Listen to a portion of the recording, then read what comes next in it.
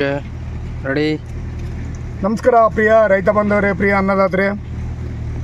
ಈ ದಿನ ನಾನು ಕುಂಬಳ ಪ್ಲಾಟಿಗೆ ಕರ್ಕೊಂಬಂದಿದ್ದೀನಿ. ಆ್ಯಕ್ಚುಲಿ ದ್ರಾಕ್ಷಿ ತೋಟದಾಗೆ ಅಂತರ ಬೇಸಾಯ ಮಾಡಿದ್ದಾರೆ. ಇದು ಎಸ್ ಕೆ ಪಾಟೀಲ್ ಅವ್ರ ಜಮೀನಿದು.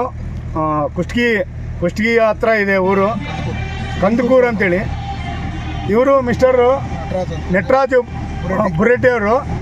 ಇವರು ನಮ್ಮದು 7 ಎಕರೆ ದ್ರೋಣ ಹಾಕಿದ್ದಾರೆ ನೋಡಿ. ದ್ರೋಣ 7 ಎಕರೆ. ನಮಸ್ಕಾರ ನಟರಾಜ್ ಅವರೇ.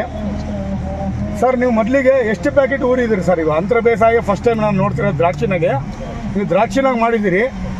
ಕುಷ್ಟಗಿ ಹತ್ರ ಊರು ಇದು, ಕಂದಕೂರು ವಿಲೇಜು. ಸ್ವಲ್ಪ ಗಟ್ಟಿ ಮಾತಾಡಿ ಸರ್. ಕಂದಕೂರು ಗ್ರಾಮ.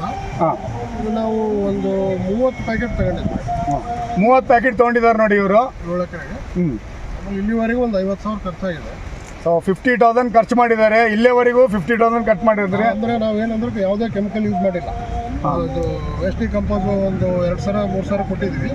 ಆಮೇಲೆ ಹಂಗೇನೋ ಡಿಸೀಸ್ ಕಂಡಿದ್ರೆ ಮಜ್ಜಿಗೆ, ಹುಳಿ ಮಜ್ಜಿಗೆ ಸ್ಪ್ರೇ ಮಾಡ್ತೀವಿ. ಕಂಪ್ಲೀಟಾಗಿ ನೀವು ಆರ್ಗ್ಯಾನಿಕ್ಕೇ ಬೆಳೆದಿದ್ದೀರಿ. ಸೊ ನ್ಯಾಚುರಲ್ ಫಾರ್ಮಿಂಗ್ ಮಾಡಿದ್ದಾರೆ. ಕಂಪ್ಲೀಟಾಗಿ ನ್ಯಾಚುರಲ್. ಹೆಂಗಿದೆ ನೋಡಿ ಬಳ್ಳಿ, ನೋಡಿ ಹೆಂಗಿದೆ ದ್ರೋಣ ಅಂತೇಳಿ. ಸರ್, ಎಷ್ಟು ಟನ್ನು ನಿಮಗೆ ಅಸಂಪ್ಷನ್ ಇದೆ ಸರ್ ಬರ್ಬೋದು ಅಂತ? ಎಕರೆಗೆ ಅಪ್ರಾಕ್ಸ್ ಒಂದು 8 ರಿಂದ 10 ಟನ್ವರೆಗೆ ಬರ್ಬೋದು ಅಂತ ಇದೆ. 8 ರಿಂದ 10 ಟನ್ನು ಬರ್ಬೋದು ಅಂತ ಇವ್ರು ಹೇಳ್ತಾ ಇದ್ದಾರೆ. ಸೊ ನಟರಾಜರೇ, ಈಗ ನಿಮಗೆ ಹ್ಯಾಪಿ ಇದ್ದೀರಿ ನೀವು? ಪರವಾಗಿಲ್ಲ, ಏನೋ ಒಂದು ಆಲ್ರೆಡಿ ಒಂದು ಸ್ವಲ್ಪ ಬಂತು, ಕೊಟ್ಟೆ ಸಾಮಾನ್ಯ ಚೆನ್ನಾಗಿ ಬಂತು ಅಮೌಂಟ್ ಕೂಡ. ಓಕೆ. ಈಗ ನೆಕ್ಸ್ಟ್ ನನಗೆ ದಸರಿಗೆಲ್ಲ ಬರುತ್ತೆ ಅಂತ ಅಂದ್ಕೊಂಡಿದ್ದೀನಿ. Okay okay.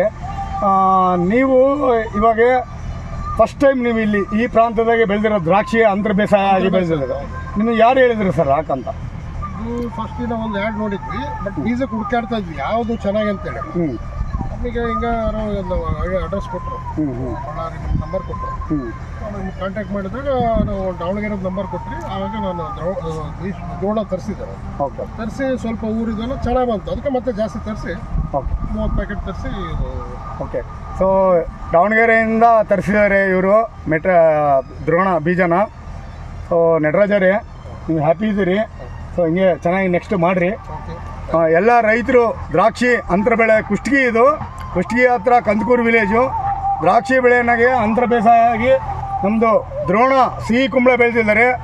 ಎಲ್ಲರೂ ರೈತರು ದ್ರೋಣ ಸಿಹಿ ಕುಂಬಳ ಬೆಳಿಬೇಕಂತೇಳಿ ವಿನಂತಿಸ್ತಾ ಈ ವಿಡಿಯೋನ ಮುಕ್ತಾಯ ಮಾಡ್ತೀನಿ. ನಮಸ್ಕಾರ.